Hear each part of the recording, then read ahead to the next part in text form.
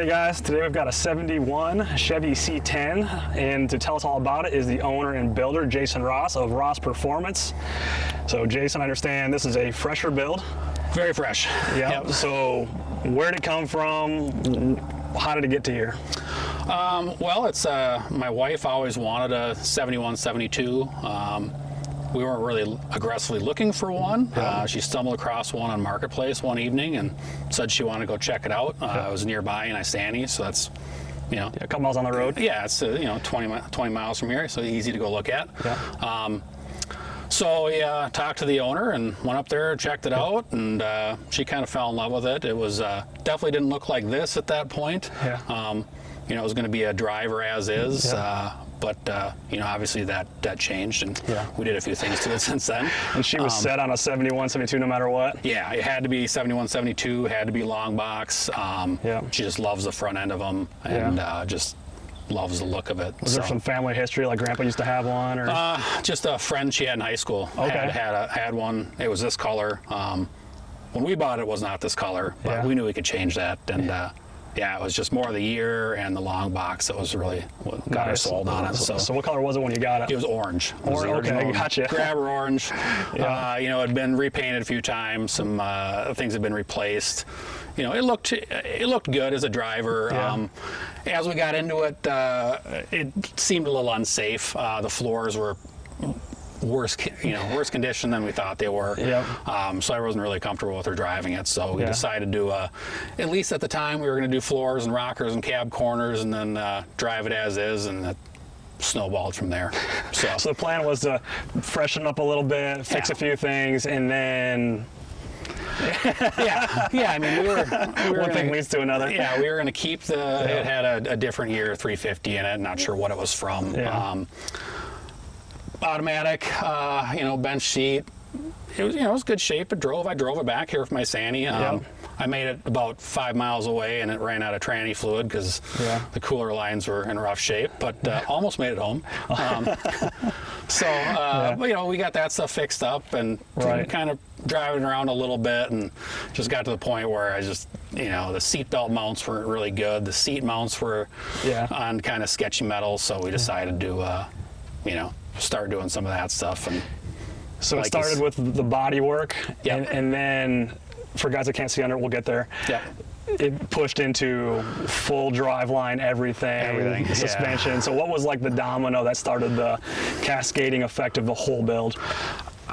Probably just the fact that, the cab had to come off the chassis to do the floor and all that stuff. So it was kind of while we're in there, might as well clean this up. And I mean, do we really want to go through that and put that, tired motor back in? And we should probably upgrade the suspension at the same time because, everything was a little old and rotten, and, it worked, but it didn't work good. And there's so many options for upgrades on these things. Right. It was, it's silly to put stock stuff back in it. So, it made sense to upgrade while we were doing it. Exactly. So what is left original sheet metal wise? Anything? The cab. That's about it. So aftermarket doors, fenders, bed size, everything? The bed floor is original. The front of the bed is original. The actual roof skin was in good shape, but some of the underlying stuff was not. So to get to that, I put a new roof skin on it, unfortunately. But back of the cab was pretty solid. The firewall was actually in pretty good shape. Obviously, we shaved it, so redid some of that. But structurally, it was in pretty good shape. Other than that, no, everything's new. We got floor rockers, cab corners, fenders. It is an original hood. The actual hood that was on it was actually in really good shape.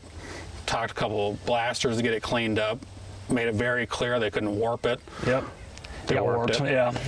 So luckily, the painter I was using, because that was while the rest of it was getting started, had a neighbor that had a hood and wiper cowl off of one that were in really good shape, so we were able to pick that up. Oh, that's cool. So it is original hood, original wiper cowl. Nice. 2 of these years, not this particular truck. But there's not much left of it. And the front bumper was reused. No kidding. That was a about it. It's nice that there's so many things available for these trucks to keep them alive. Sure, and like I said, it's by far the most desirable of all the C10s, the 71, 72. Yeah.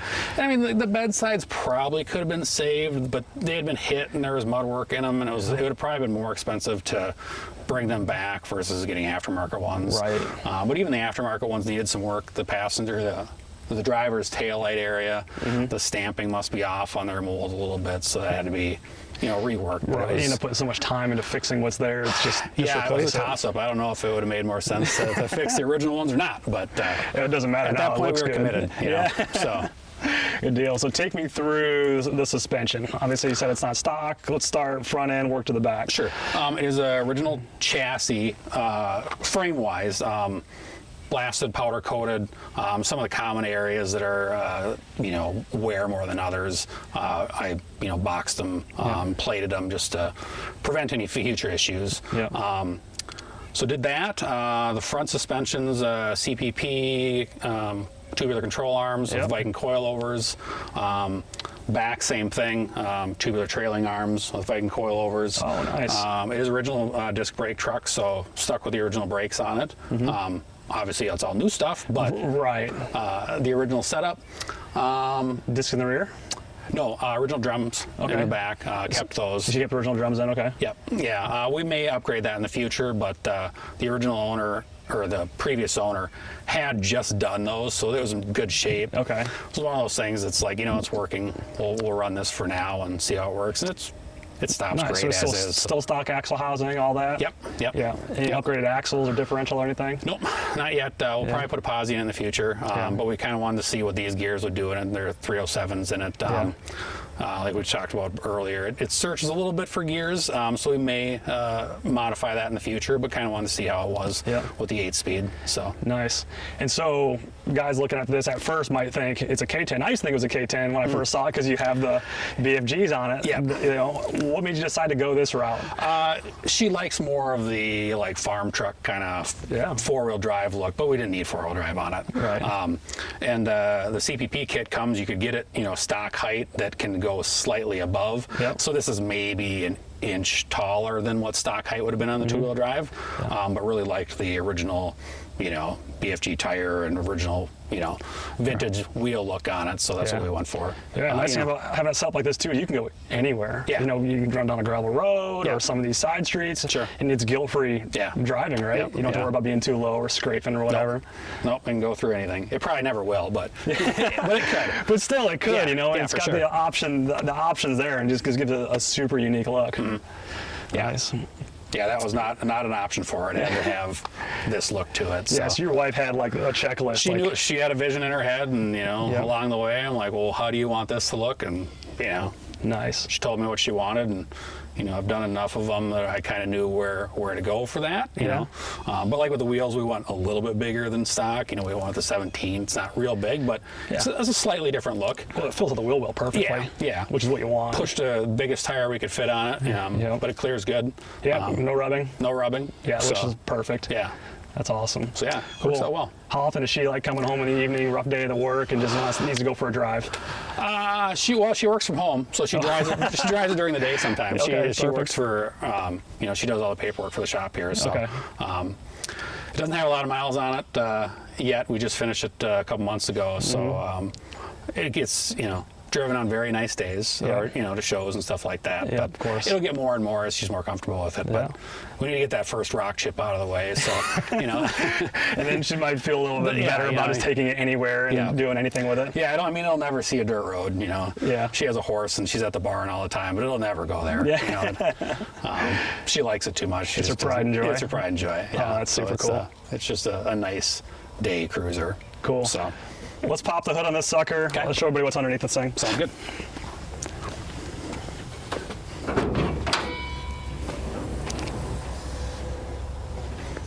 So you didn't do the standard LS swap. Nope. Run me through it. Want to do something a little bit different.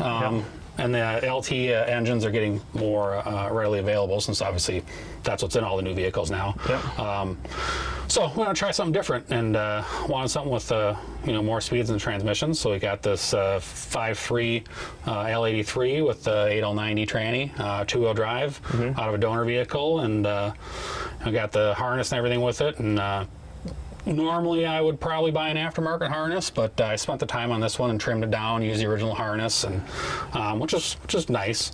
It's not a real cost-effective way to do it. Was it a daunting task? It is, but it's nice. You can find all the pinouts on all of it, so it's pretty easy to go through them and strip out what you don't need. And then it routes really nice, and it's nice to have the original stuff when you can. So it's just hours laying everything out on the shop floor. Hours stripping everything off, taking all the tape off, figuring out what wires you can pull, depinning stuff, laying it back in there so it runs, routes real nice, and then rewrapping, testing, making sure everything works. And even what was funny is that it must have been like a slightly different year PCM it was out of, because a couple things were pinned differently that you had to hunt down, and back and forth with the supplier with it, figuring out what exactly the year was on it, so I could make sure we had the right schematics. But was the harness already taped and finished by that point, or were you able to test it before it got to that? It was already taped and finished. Luckily, it was a pretty easy fix. It was just a fuel rail pressure sensor between 2 years. Like one pin difference. So it was, like I said, a little back and forth, but found it pretty quick and were able to figure that out. Switch that out. Pretty easy fix, but it's pretty standard when you do these. I've even aftermarket harnesses. I've had plenty of them that have been, you find little things. Someone was a little lazy that day and pinned something wrong, and it happens. Or pins loose, or you work through the problems. As anyone knows, it's built anything. It's never as simple as part shows up bolted on. Yeah, especially when you're doing aftermarket stuff like this. You're putting so many different parts together that were not supposed to go together from different companies. You have to get creative sometimes. Nice. Not everything goes together perfect the first time, but you get used to problem solving. Right. So you mentioned shaved firewall previously. Walk me through exactly what you did. Is it all like an aftermarket kit that you put on, stitched up? Did you do all the metal work yourself? Did all the metal work yourself.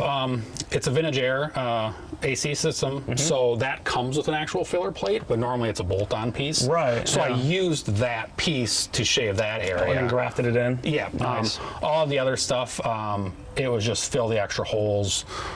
There weren't too many actually on the firewall. There's obviously a blower motor hole, had to fill that.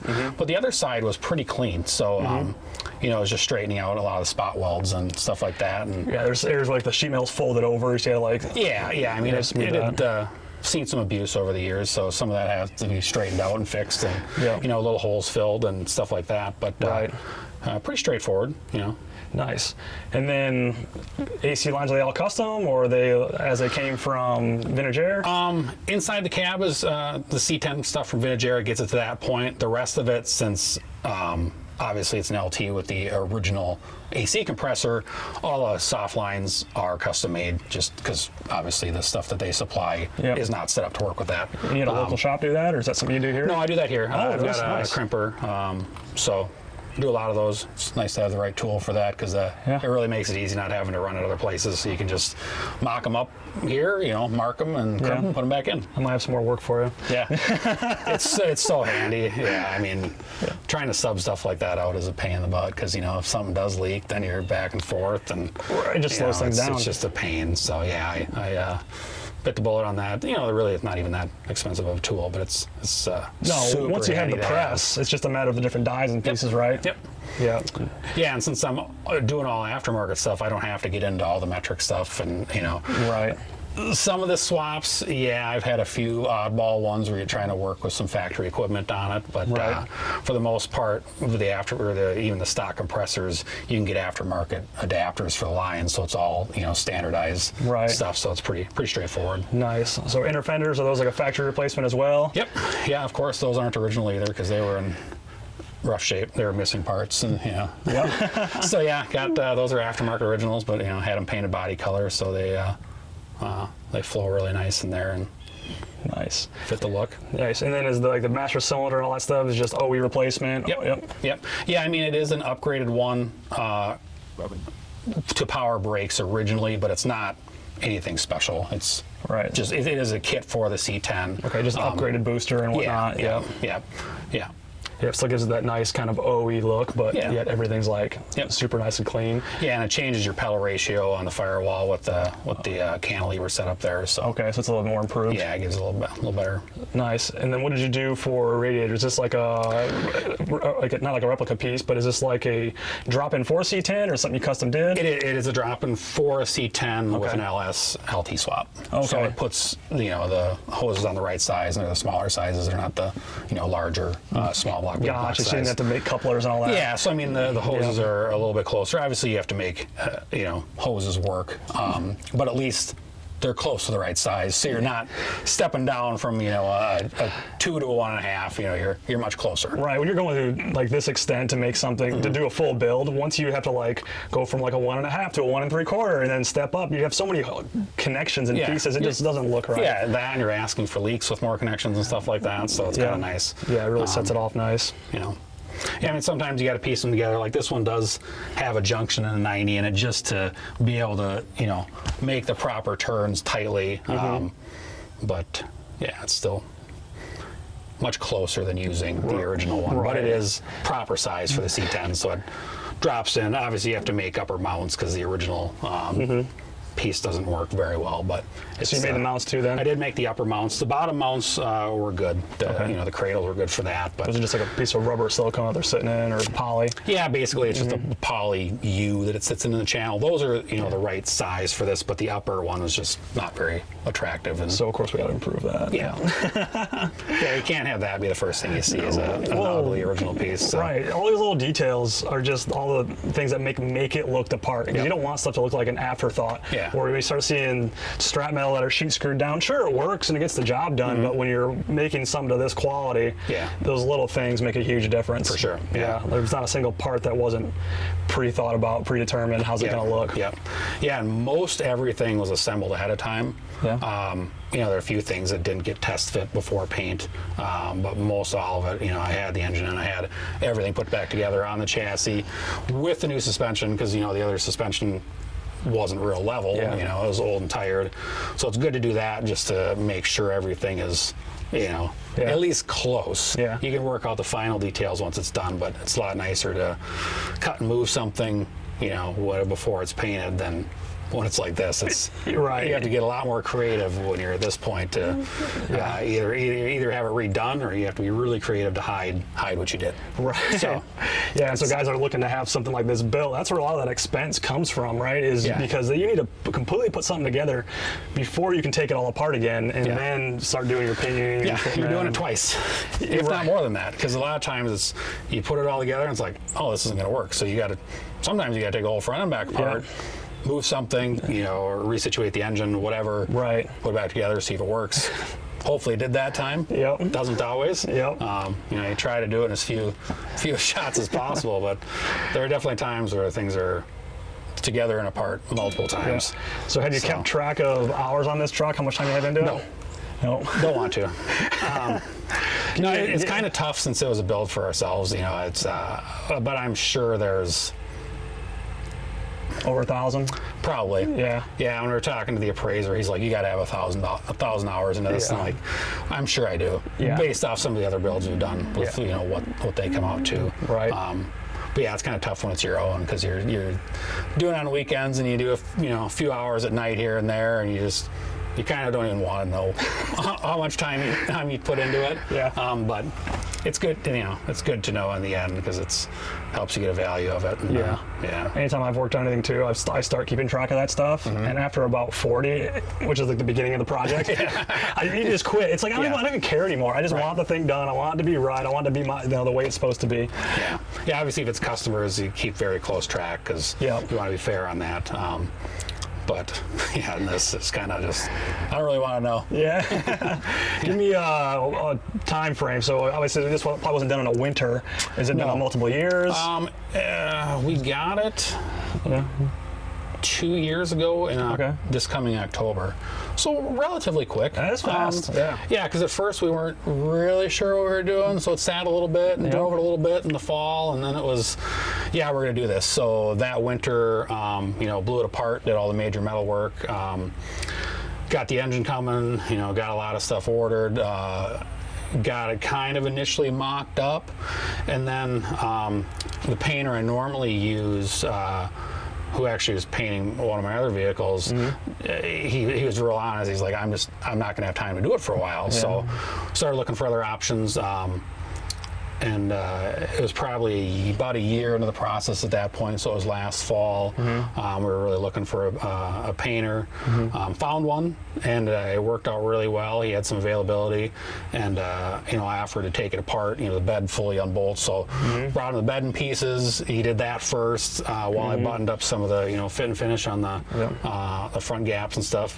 While he was painting that, like I said, I finished that stuff up, took the cab and front clip, mounted it on a cart, so it didn't take up a lot of room in his shop because he was kind of limited space. So that was part of the deal, is, you know, sneak it in on a smaller, you know, footprint, which was kind of nice because then I could blow the chassis apart, get that powder coat, and get all that back together at the same time. Right. You know, do the spray and bed liner stuff on the bed while he was doing the cab, get the cab back, put it back together. So did all the, I think he had it about 2.5 months, so relatively quick for a, you know, a job like this. So like I said, I had done all the metal work and all the gaps were pretty good. So he did the final body work and paint. And so yeah, put it together over the winter. You know, once last spring came around, it was running. Started doing some of the testing and driving and working bugs out, and had it on the road pretty consistently early July. Nice. So that's beyond impressive. I thought you were going to say a couple of years into this thing, because that means a lot of sleepless nights.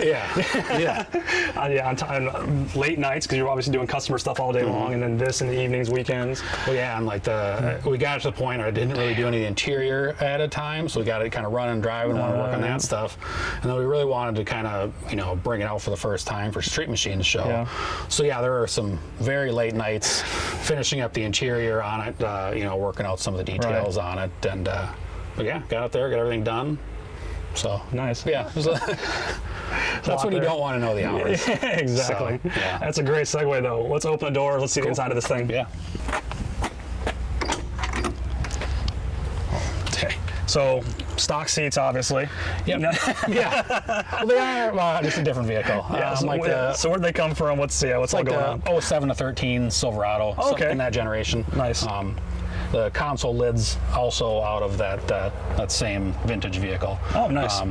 Obviously, put new leather covers on them. But yeah, they're a nice seat for swaps. Nice flat bases on them, so they mount really nice. Some of the newer seats have really odd mounting, so they're not great for swaps. But I've done these in a couple vehicles, and they're really some handy. of the replacements can be really wide too. Yes. Yeah. And especially in these standard cab trucks, a lot of them, the backs are super deep too, so they sit you so far forward. Especially, I don't drive this much as my wife's truck, and she's little, but for me, if you have something that's too deep, you can't even drive it. It's ridiculous. So you feel like you're hugging the steering wheel. So I'm sure power's hooked up to them, so they are multiple adjustable. They're all full power. The backs are the manual power, because I haven't done it yet, but we're going to build some behind the seat storage for it too, so I have easier access to that. Gun rack. No, just nice to have something back there. It's kind of dead space. So on some other vehicles, I've just built like a little compartment there, so you can, put your detail stuff, whatever you have with you. Or, Nice. What you end up doing for like stereo stuff? You got speakers in the doors, it looks like. Is there speakers as well? Speakers are 6.5s in the doors. There's 6x9s in the side panels in the back. Nice. Made a double-din mount for it, and then moved, because the original AC vent is like way up high on the dash, but it just didn't all fit there. So moved that down into the center console, a couple vents down there. Like I said, welded in a custom-made double-din piece there for it. So you got your CarPlay and all that stuff. That's super cool. There's a single 10 built in under the console. Oh, no kidding. So yeah, and the amps hidden in the console too. That's cool. And then, so these trucks were like door speakers only, right? So you must have made like the piece for the 6x9, or? Yes, they had a dash speaker as well. Okay. Actually, these didn't even have door speakers, if I recall. Was it dash only on these? Dash only. So, yeah. But yeah, behind the seat, there's a, just a flush panel, and then these just 45 pieces in the corner with speakers in them. That's super nice. But yeah, there'll be a compartment on the bottom at some point. When I have a little more time, probably finish off the seat belt a little bit better, because it's, seeing the mechanism isn't the most desirable. But well, only you're seeing it. Yeah, I know. But it's something I see every time now, so it bothers me. Right, and those that have been doing this stuff for a while know these things are never done. Yeah. You're going to keep finding small little things to do and for stuff sure. you want to touch. Yeah, the more you drive it, it's like, well, it'd be kind of nice if you did this, or change this, or this will work better this way once it's been driven. So nice. Yeah. Did you have to do much body working on the dash, or was it scuff and shoot, or just the part where I welded that in? Obviously that was I just bead rolled the panel. Recessed it in there, welded it in. So there's a little bit of finished body work around that. But otherwise, it was a original AC dash, so it had the original pods, so I didn't have to do those. So it was pretty straightforward. There was some extra. They must have had something mounted, in the pillars at one point. I don't know. There's extra screw holes and stuff that had to be filled, and little dings and stuff in the rear panel. But otherwise, that part was pretty straightforward. Like I said, the side panels had a little bit of rust in the pinch weld, so those had to be replaced. So there's a little bit, in that area, but not too bad. Which that made it so the whole roof skin had to come off to do it properly. Right. To be able to seal the backside and everything. So of course. Door panels. Did you make these? Or are they custom? Those are custom made. Because originally they would be just they wouldn't go all the way down, so there really wasn't a nice way to integrate a speaker with it. And there just really weren't any nice aftermarket options that weren't way too modern and looked out of place on these trucks. So I just made them. That's pretty impressive. And then did you wrap them with a leather too? Or was that no kidding? Yeah, when we ordered the seats, I got extra material from them, so it matches, which is nice. But built them. They're MDF, and done quite a few of those. And same with the center console. Built the console. Other than the lid, we wanted the lid so it kind of matched the seats, the original look of those. But the rest of it's all custom made. Same thing with the little front console.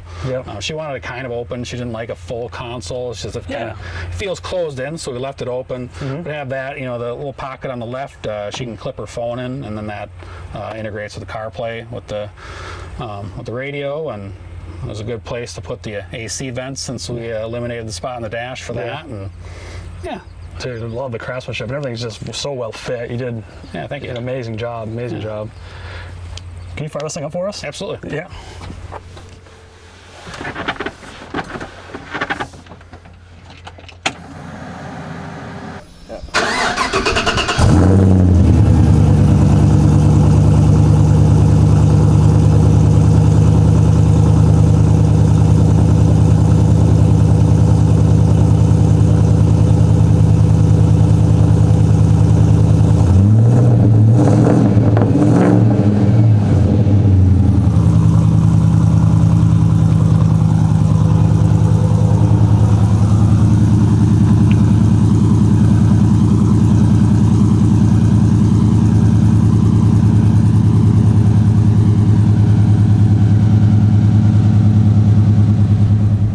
This is my favorite part of all these videos, is the ride along. So Jason's nice enough to take us for a ride.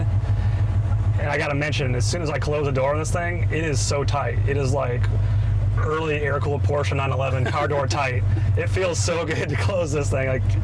It's hard to put into words. And most of these trucks are like, kabang! But yeah, you did a hell of a nice job with all the fitment on this truck. Thank you. Cool. A lot of time into it. Yeah, I bet. Cool, let's roll. All right.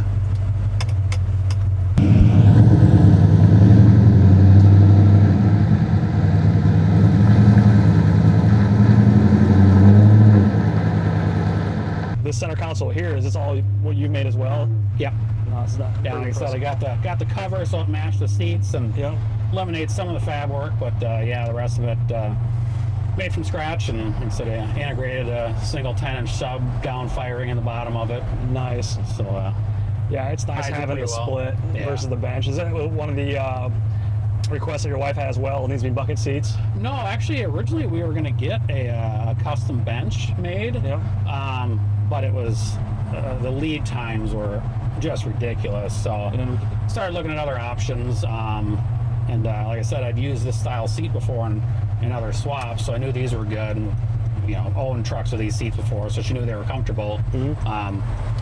So found a used set of these, and it was kind of nice because I could get cloth ones, so they're nice and cheap, and we covered them.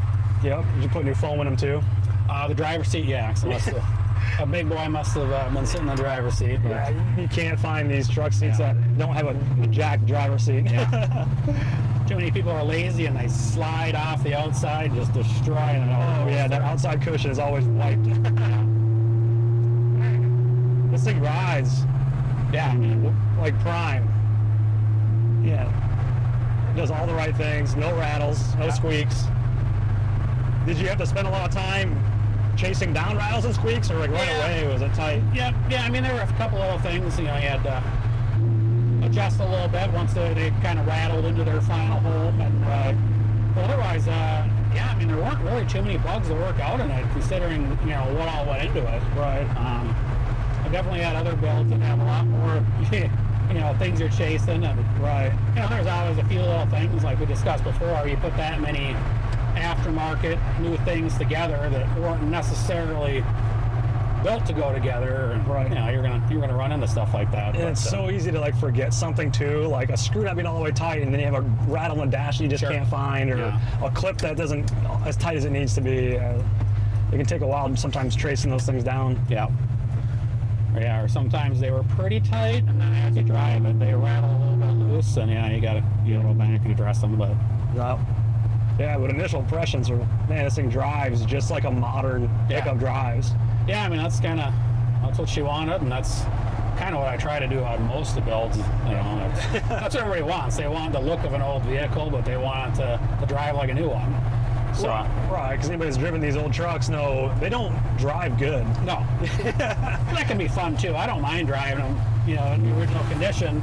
It doesn't hurt to remind yourself, or maybe even scare yourself a little bit. Yeah. I've got a 78 square body pickup, and that is a plow truck, and it's very, very rough and rusty. And just running that thing 55, 60 miles an hour on the road is as fast as I want to go. Yeah. Because it's just loose steering, but you got to remember, that's how those trucks were then, They were flat axle up front, and they weren't tight. Yeah. Versus something like this now, you can one finger it. Yeah. And all the control in the world. Yeah, when we drove this thing home from my Sani, it was a terrible rainstorm. And the wipers were garbage. The windshield was dirty. We actually ran to a parts store to put new headlights in it because they were so bad before we left this place. That's crazy. But yeah, it was just sketchy. And the speedometer was way off. I thought I was going way under the speed limit, and my wife followed me home, and she's like, "Wow, you're moving pretty well." After they ran out of tranny fluid, and I had to go fill it up and get the rest of the way home. But once we got it back, she's like, "Wow, you're really moving that thing." I was like, "Really?" I'm like, "I felt like I was going really slow. Someone was only going like 40." She's like, "No, you're going like 60, 62. I'm like, "Oh, that makes more sense." That's kind of why it felt a little scary at that speed. Everything was just off that far. I mean, everything was a little bit wrong. It was fine. Yeah. I mean, I would have kept driving it like that for a while. Right. But, it's kind of fun driving, Right. When it's a little sketchy. Yeah. Not too sketchy. But new cars make it comfortable, old cars make it feel alive. Yeah, there's no nodding off and not paying attention when you're driving something like that. You got to pay attention to everything. Exactly, Yeah. So speaking of like speedometer and stuff, what did you end up using for gauges? Is that like a Dakota Digital? Yep, these are Dakota Digital, the HDX series. Okay. So it's all the gauges are controlled through the OBD2 plug with a separate bin module from Dakota Digital. Yeah. So it's all the factory sensors, so you don't have to add multiple sensors because they're not as accurate when they're in other locations. So it keeps the install super clean and accurate. And it fits the part, it doesn't look out of place. Yeah, and then you can make them blue to match or whatever other color you want. Which is a super neat feature too. Yeah, you give you all those options. Yeah, and they're super nice because you can add on other gauges to them too, and you're not, having pods and random stuff all over the place. It's all integrated into the dash, which is super cool. Yeah. So, sweet. I'm a big fan of their gauges. Yeah. Use them on a lot of builds. Anything I can, unless somebody has like a real, strong opinion towards something else. They're just so nice, especially when you get into like boosted stuff where you can add the other gauges you want, like I said, with not having to add, pods and stuff. You can integrate it all in there, and you can toggle through and view what you want. And if there is a warning, it pops up and tells you. Right. So it's pretty nice. Yeah, it's slick. So where did you acquire all these skills to? Obviously, you've done everything on this truck other than maybe a little bit of paint. Yeah. So is this acquired over time? Is this something you go into school? Do you have a mentor? Just kind of acquired over time. I mean, regular tech school gives you some of the basics, but not the aftermarket stuff. You kind of got to learn as you go and just kind of do it. Right. You got to have the guts to kind of dive into it if you're not even really sure about it sometimes, because a lot of these things, it's like, well, I think it's going to fit, but you don't know until you start, putting stuff together. Right. Especially when you do a lot of these swaps, it's like, yeah, I mean, you can do all the measurements you want, but you don't know until you try it. Right. There's no service manual to depend on. No. It's completely winging it, taking stuff apart for the first time ever. Yeah. So a lot of problem solving skills, and I mean, just experience helps. You understand, where clips get hidden and where fasteners probably are, and you get a feel for how things should come apart.